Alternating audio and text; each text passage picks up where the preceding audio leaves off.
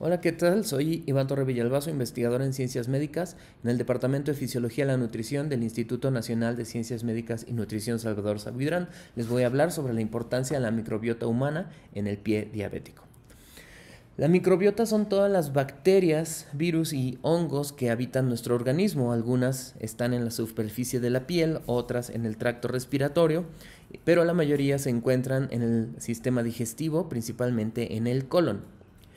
Si hacemos una proporción, podemos ver que tenemos 33 trillones de células humanas y 39 trillones de bacterias. Eso quiere decir que tenemos 10 veces más bacterias que células humanas en nuestro organismo. Las bacterias del intestino llevan a cabo tres funciones muy importantes.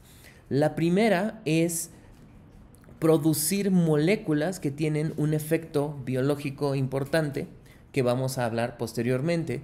Tienen también una función inmunológica, ya que se comunican con el sistema inmune para mantener una homeostasis inmunológica. Y tienen la capacidad de generar vitaminas y moléculas importantes para nuestro organismo. Las bacterias tienen una relación directa con el sistema inmunológico, ya que las mismas bacterias, los antígenos bacterianos o los metabolitos producidos por las bacterias en el intestino son sensadas y percibidas por células del sistema inmunológico, como los macrófagos y células dendríticas, las cuales presentan estos antígenos a las células T y B, las cuales mantienen la respuesta inmune de manera homeostasis. Entonces, en esta imagen podemos observar cómo la microbiota, al liberar moléculas de su metabolismo, como acetato, propionato y butirato, estas moléculas pueden modular la función de las células del endotelio del intestino, haciendo que liberen diferentes tipos de moléculas y hormonas, pero también modular a las células de la respuesta inmune innata y adaptativa. Sin embargo, podremos dividir a la microbiota en dos grandes grupos, la microbiota simbiótica y la microbiota patógena. La microbiota simbiótica son todos los microorganismos que liberan moléculas benéficas para nuestro organismo y que mantienen al sistema inmune en una condición de homeostasis, mientras que las bacterias patógenas liberan moléculas que generan inflamación y alteran la función normal del sistema inmune. Así que el hecho de que tengamos un equilibrio inmunológico o eubiosis, que significa una microbiota saludable, significa que tenemos una mayor cantidad de bacterias simbióticas, que quiere decir benéficas y comensales, respecto a bacterias patógenas, que son las que pueden generar alteraciones metabólicas. Cuando tenemos más bacterias patógenas que simbióticas, esto se le llama un desequilibrio inmunológico y esto produce disbiosis. Esto es muy grave, ya que, como podemos ver de este lado, el hecho de tener bacterias simbióticas y comensales mantienen una adecuada grosor de la mucosa en el intestino, evitando que las bacterias o moléculas procedentes de las bacterias pasen hacia la circulación. Por lo tanto, una microbiota saludable tiene un efecto antiinflamatorio e inmunomodulador. Pero si disminuye la cantidad de bacterias simbióticas y aumenta el número de bacterias patógenas, se reduce el contenido de esta capa de mucosa, permitiendo que haya una permeabilidad a nivel del intestino, donde las moléculas de las bacterias y las propias bacterias pueden ingresar a la circulación, generando inflamación, y no solo eso, sino alteraciones metabólicas como resistencia a la insulina. Entonces, la principal molécula que liberan las bacterias patógenas en el intestino, que viaja a la circulación, es el lipopolisacárido.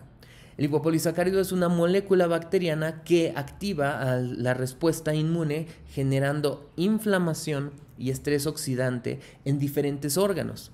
Esta inflamación y estrés oxidante incrementa el daño a diferentes órganos, estimulando alteraciones metabólicas como el hígado graso, la resistencia a la insulina en el músculo, la alteración en la función del tejido adiposo y la alteración de la percepción del consumo de alimento y el gasto de energía a nivel del sistema nervioso central. Así que con lo que podemos ver aquí es que la alteración en la función y composición de la microbiota intestinal tiene efectos muy graves en diferentes órganos. En el intestino estimula la enfermedad inflamatoria.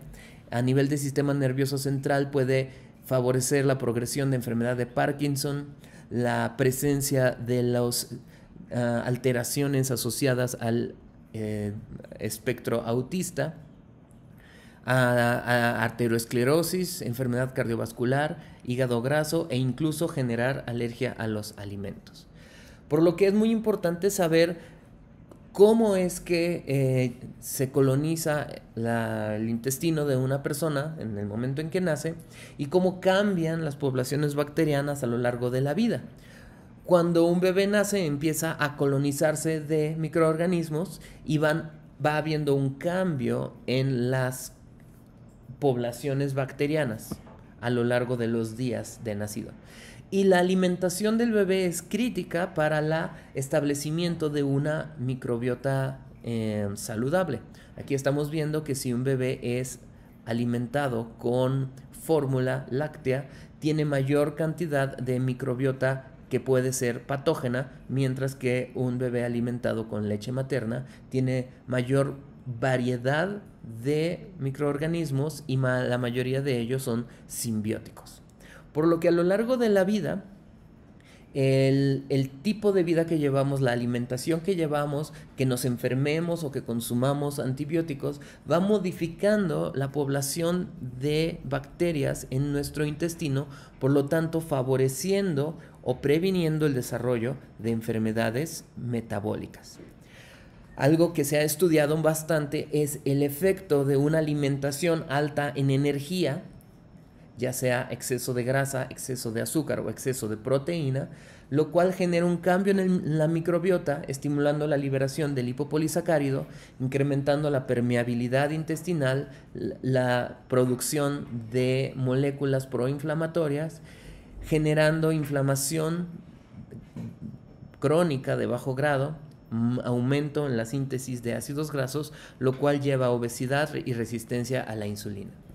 Hablando en particular de la progresión de las lesiones cutáneas en la diabetes, lo que podemos observar es que cuando hay un daño en la superficie de la piel, hay una respuesta inflamatoria, y esta respuesta inflamatoria, dependiendo del ambiente del organismo, puede, como vemos de un lado, resolverse la inflamación y cicatrizar la herida. Sin embargo, cuando dentro de nuestro organismo tenemos una situación de hiperglicemia, inflamación, lo cual a la larga genera neuropatía e isquemia, eso reduce la capacidad de neutralizar la infección y la inflamación, generando lamentablemente las úlceras en el pie diabético que progresan y son lo que causa amputaciones e incluso la muerte. Lo que podemos observar aquí es que la microbiota participa activamente en la progresión de la úlcera de la piel. Aquí se ha observado, hay estudios donde muestran que la microbiota participa activamente en la progresión de las lesiones cutáneas en la diabetes. En este estudio observaron que las personas que tienen una lesión en el pie tienen un tipo de microbiota diferente a las personas que tienen la piel sana. Podemos ver en rojo las personas que tienen piel sana y tienen un tipo de bacterias diferentes y mayor diversidad que las personas que tienen pie diabético. Eso se observa en azul.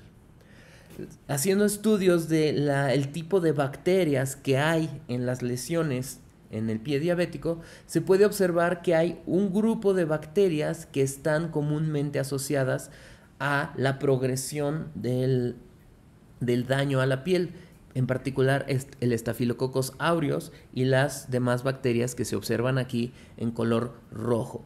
En menor cantidad las bacterias que están en anaranjado y en menor cantidad las que están en amarillo. Pero lo que se puede observar es que el tipo de bacterias en la lesión determina la gravedad y la progresión del daño.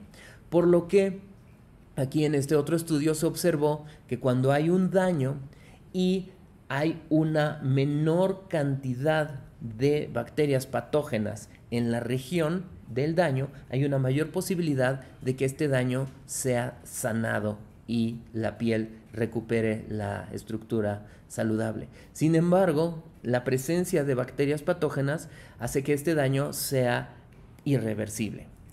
¿Cómo podríamos nosotros evitar este daño causado por la microbiota en una situación de daño, de lesión a la piel en la diabetes? Utilizando prebióticos y probióticos. Los prebióticos son moléculas de los alimentos que alimentan a las bacterias simbióticas. Y los probióticos son bacterias vivas que están en los alimentos que pueden llegar a colonizar nuestro intestino, ejerciendo un efecto benéfico. Si nosotros consumimos prebióticos y probióticos que están en fruta, verdura, cereales de grano entero y productos fermentados, vamos a favorecer que nuestro intestino tenga bacterias simbióticas, reduciendo la inflamación, el estrés oxidante y las alteraciones metabólicas.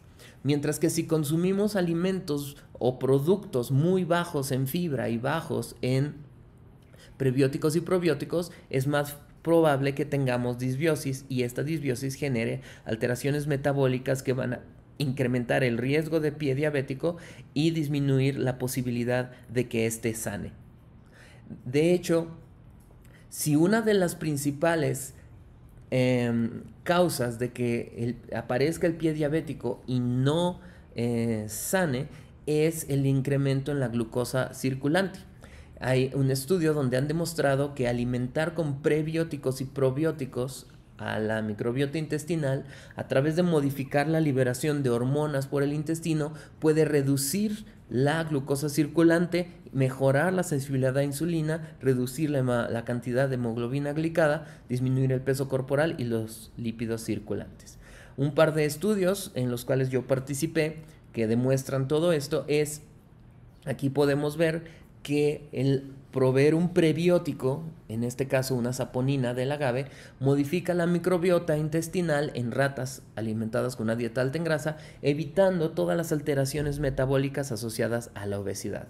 En otro estudio que participé también, lo que hicimos fue alimentar ratones con un prebiótico que es la genisteína, la cual modificó también la microbiota intestinal, reduciendo el daño inflamatorio y desde en el cerebro, en el hígado y en el tejido adiposo, evitando las complicaciones de la obesidad.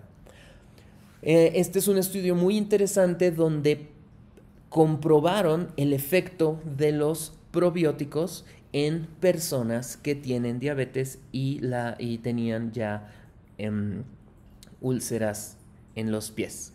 Lo que se observó de manera sorprendente es que las personas que durante 12 semanas se les proveyó de prebióticos y probióticos, se redujo la longitud y el tamaño de las úlceras, se redujo la resistencia a la insulina, se redujeron los triglicéridos y por lo tanto una gran cantidad de alteraciones metabólicas, lo cual favoreció la mejoría de las úlceras de los pies. Así que, ¿qué alimentos tienen prebióticos y probióticos? Aquí vemos una lista de vegetales y cereales y leguminosas con fibra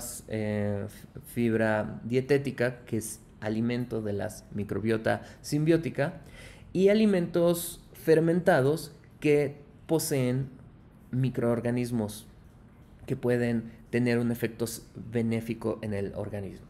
Así que resumiendo, si nosotros consumimos alimentos como frutas, verduras o alimentos mínimamente procesados, vamos a favorecer el hecho de tener bacterias simbióticas en nuestro intestino y la prevención de las alteraciones metabólicas y por lo tanto la aparición de úlceras en los pies. Sin embargo, si consumimos productos que carecen de simbióticos, probióticos y prebióticos, entonces hay una mayor posibilidad de tener inflamación, hiperglucemia, resistencia a la insulina y una herida en el pie que no sane. Así que la diapositiva final es que si nosotros alimentamos a la microbiota con prebióticos y probióticos, vamos a tener un mejor pronóstico en la enfermedad de pie diabético. Eso es todo. Muchas gracias.